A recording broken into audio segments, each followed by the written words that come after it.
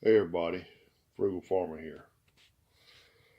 Got memories on some bobcats. When I was about 11 or 12, I worked at an exotic animal farm. We had jaguars, leopards, bobcats, uh, macaws, cockatoos, cockatiels, monkeys. I can't really remember what all we did have. We did have bobcats there too. And, so I kind of learned a lot about bobcats there. So I was 16 years old. I was driving my Volkswagen into town and I hit something. I was worried that I'd hit a dog or something. I got out and looked and got looking. It was a bobcat. And it was in kind of a wet area on both sides of the road, which bobcats love those areas. And I got out and just so happened the week before, this is back when furs were popular.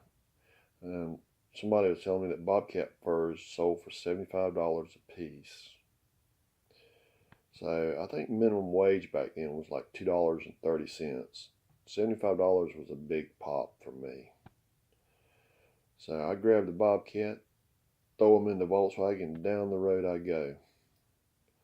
Well, I don't know how much you know about Volkswagens. It's kind of like 0 to 60 in half an hour to an hour. They're the slowest cars on the road, and I'm not a speed junkie, so that was fine with me. Well, all of a sudden I noticed some movement. Well, bobcats moving around, so I go from 60 to 0 in about half a second, and I jump out of the car because I'm scared Mr. Bobcat's going to have me cornered in there. If you look at those teeth, the claws are just as bad. The claws are made for nothing but grabbing and ripping. Well, anyway, Bobcat, he was just having his last little twinges, and he died. And a friend of mine helped me skin him, and his brother bought the hide from me then for $40. And I never really liked his brother. Still don't like his brother to this day. And he had the skin. He did something wrong to it and ruined it and couldn't sell it. And then he wanted his money back. I said, no. I said, I didn't. I said, you had the skin like it was. I said, that's your problem, not mine. And one time, this is when I was married.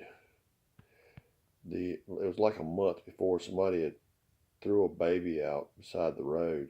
And I came home that night and I heard what appeared to be a little baby crying. And it was cold. I remember how cold it was. And so I walked down, because I live in the country. I walked down there and was looking with my flashlight. And right there at the edge of the woods, I thought maybe they put him at the edge of the woods for some odd reason. I heard that little crying and it moved around. And I was out there for probably 3 hours. Finally, I called a friend of mine up. It was kind of late. And I asked him, I said, did a bobcat kitten sound like a baby crying when it was young? And he said, yeah. So evidently there was a mama bobcat in those woods moving that baby around from me because she thought I was hunting them since I had a flashlight. But they're just beautiful creatures, and we have them around here. Normally they stay around wet areas and like those, and they will, travel across other areas looking for food. But every once in a while you see them. And thanks for stopping by. Come back again when you will. Share, comment, like, hit that subscribe button. God bless.